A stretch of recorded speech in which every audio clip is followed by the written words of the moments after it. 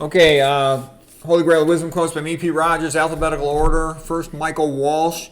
He's a music critic. He says, a culture that believes in nothing cannot defend itself because it has nothing to defend.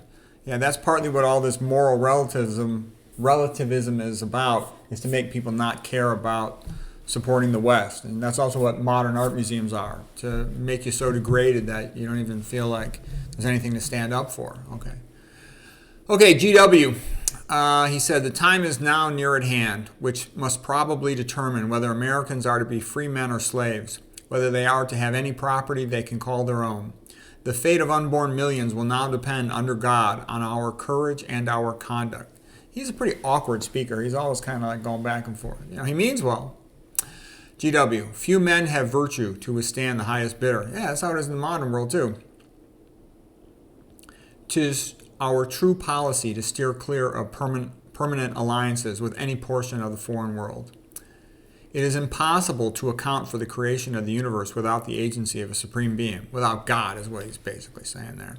All right, next we're going to do James Watson, the biologist, co-discoverer of the structure of DNA. Okay, so a couple things about Watson. He got interested in biology because his father was a bird watcher, ornithology, and that's a great way to learn nature. That's what first got me real interested in nature. When I was a biology student at Stanford, I'd go with a couple other friends bird watching. They knew more than me, and they taught me a lot about it, but I liked it. It's a way you can really kind of get into nature fast, is going bird watching with an experienced person, because the experienced guy, they're going to know the plants, they're going to know the bird behavior, they're going to tell you all the ecology, then they'll start talking to you about pollution, the environment, all this stuff, and you can learn a lot.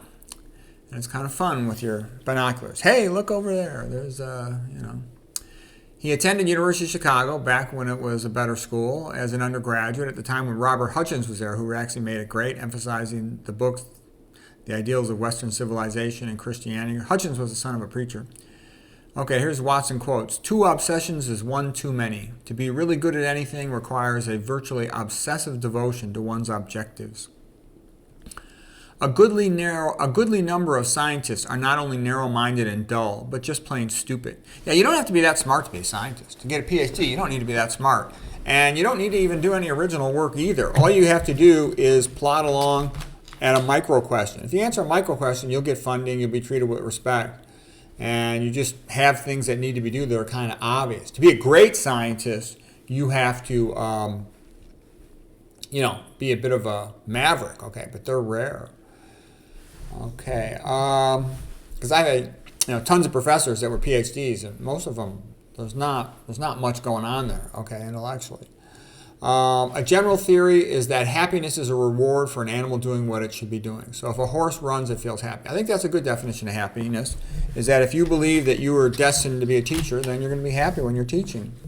If you're destined, you believe it's your destiny to be a coach, you'll be happy when you're coaching. So the key thing is to try to find something that you like that also gets you paid, because a lot of things that are fun don't pay anything. Okay, James Watson continues. Dividing one's attention will give the edge to competitors who have some talent but greater focus. Knowing why of an idea is more important than knowing what, a fact.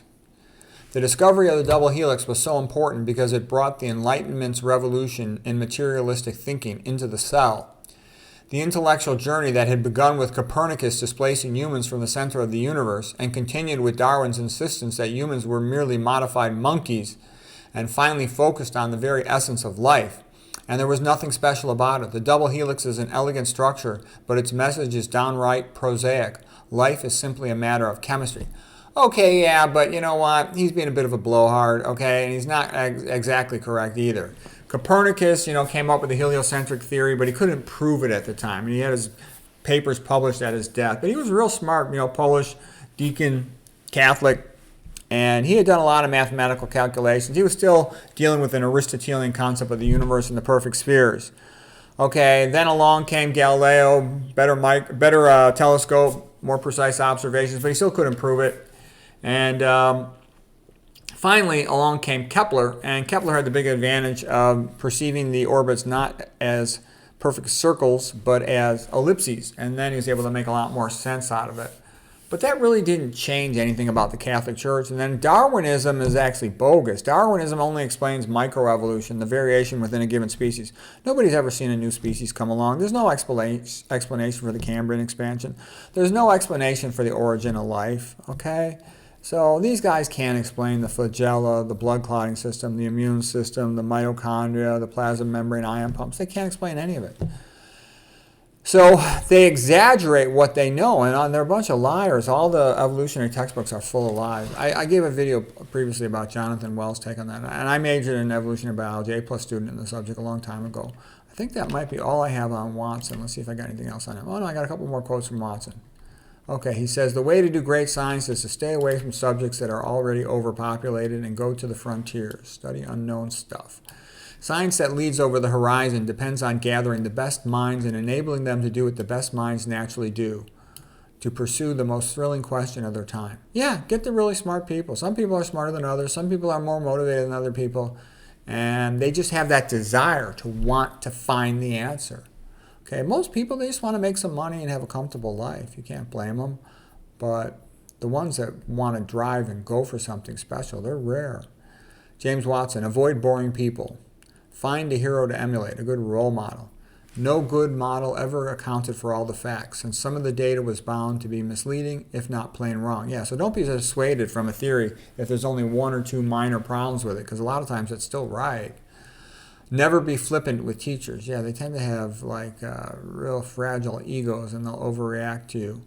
James Watson, why the great European cathedrals were built mattered much more than their relative sizes. Yeah, and only the European Christians built those magnificent cathedrals, which tells you something. You know, the cathedrals in Christianity inspired that. You know, later on they started building great cathedrals in other places too, like South America, for example, and the USA later on. All right, I think that's about it for James Watson. My favorite quote of his was, what makes an animal happy? To do what it was meant to do. All right, I hope you found that helpful.